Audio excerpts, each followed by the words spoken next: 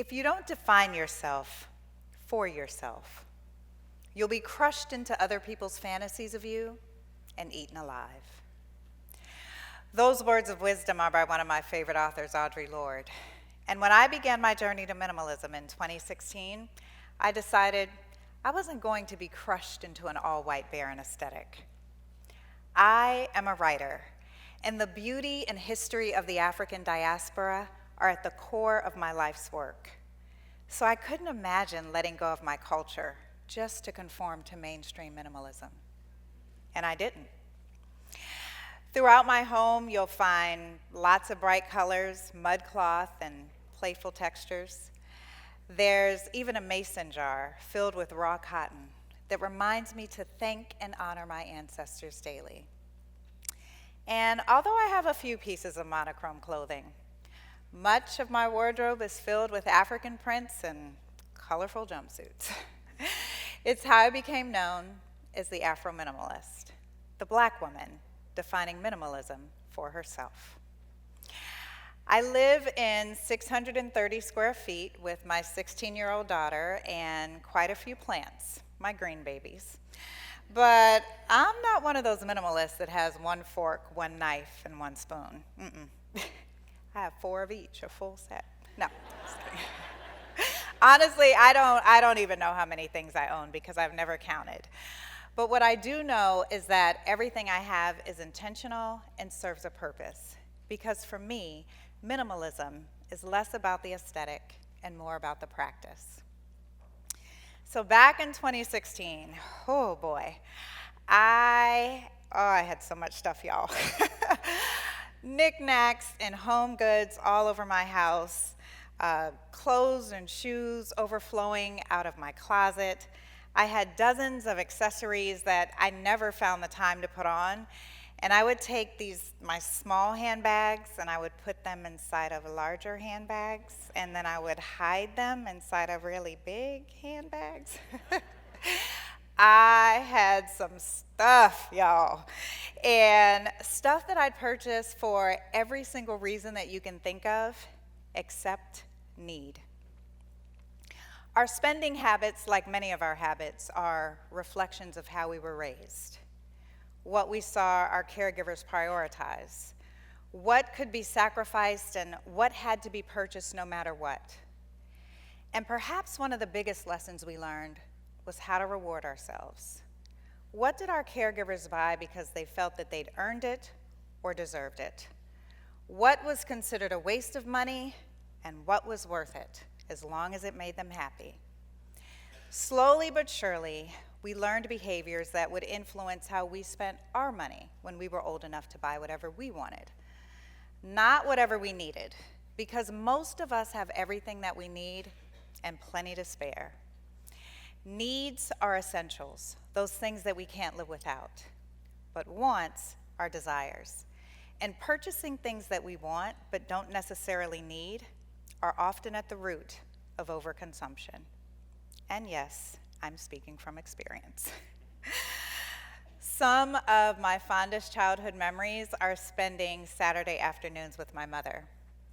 We frequented department stores and thrift stores, and there was nothing like the joy in finding something so discounted, it would seem criminal to leave it behind.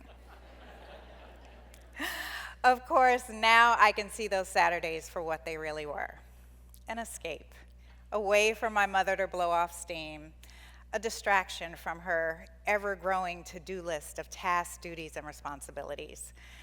But I took the thrill that comes with finding a deal with me well into adulthood.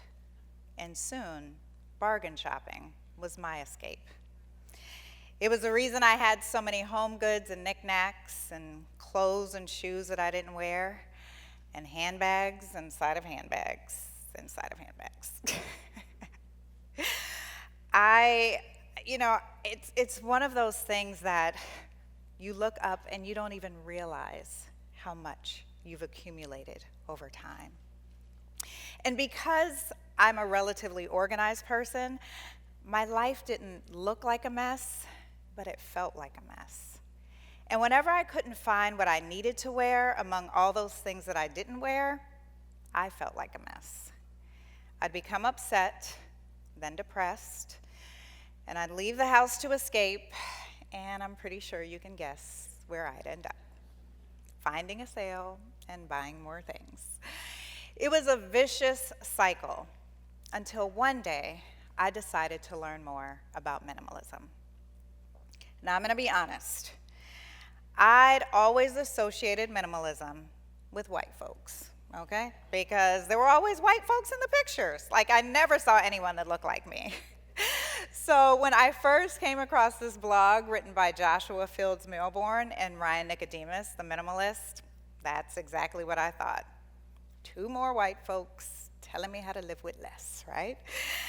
But on that day, I was desperate. And so I kept reading and learning. And I remember looking up, and it was like I was looking at everything I owned and really seeing it for the first time. All the purchases tied to unhappiness, all the things that I had bought because I felt like I deserved them for working so hard, all the stuff that I'd purchased for my daughter because I felt guilty for working so much. It was overwhelming, and I was so disappointed and so ashamed in myself. I actually cried. It was awful. But in retrospect, I had to feel that awfulness, because one of the first steps to living with less is acknowledging that you have too much.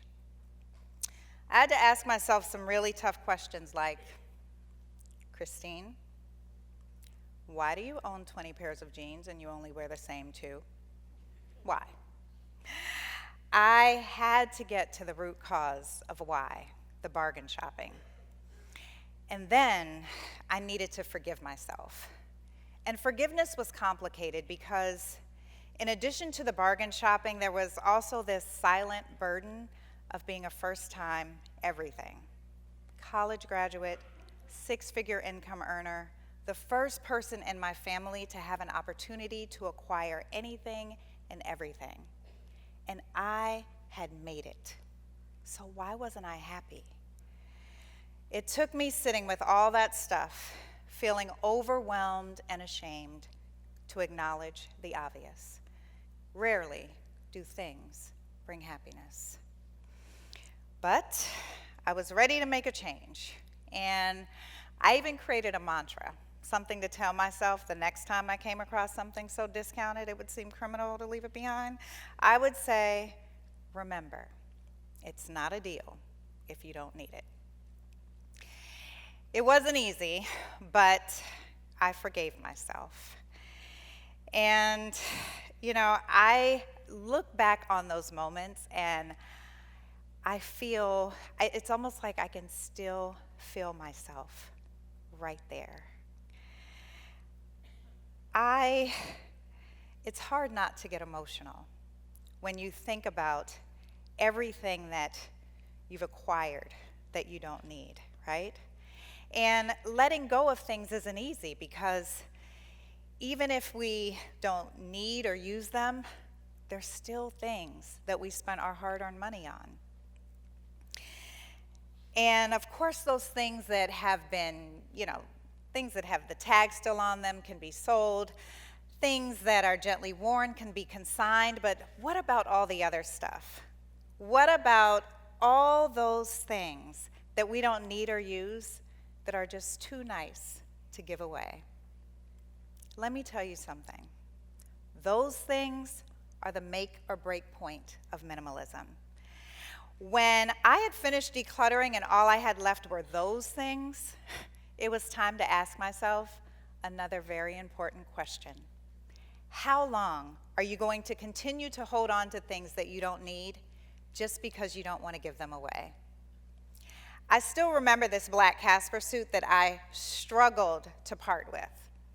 It was beautiful, y'all. The detailing, the buttons, the hem, it was beautiful. It was the perfect power suit, except I hadn't worn it in years because I had so many other perfect power suits. When I finally let go of that black Casper suit, it felt so good to know that it was no longer hanging in my closet, and that it would be going to dress for success and be worn by a woman who actually needed it. You'll never be able to financially recoup everything that you've spent on things that you don't need, but you can pay it forward in many, many ways. One of the ways that I continue to pay it forward is by sharing my journey to minimalism online. And I do that in the hopes that just in case there's ever anyone else out there looking for a non-traditional approach to minimalism, they'll hopefully find me, read about my little journey, and be inspired. And guess what? People have found me.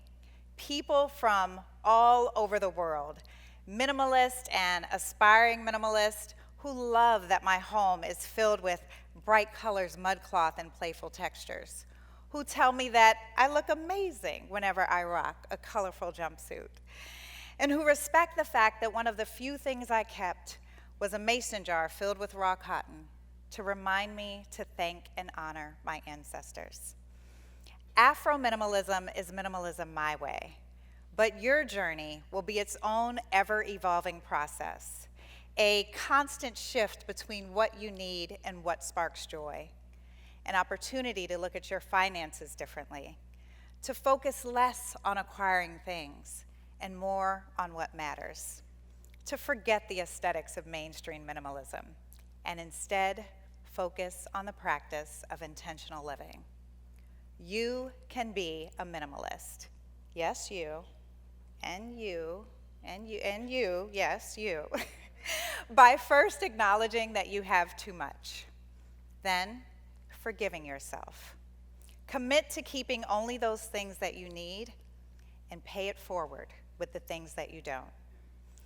And throughout your journey, I want you to remember Audre Lorde's words of wisdom. If you don't define yourself for yourself, you'll be crushed into other people's fantasies of you and eaten alive. And the next time you come across something so discounted that it seems criminal to leave it behind, I want you to think of my words. And remember, it's not a deal if you don't need it. Thank you.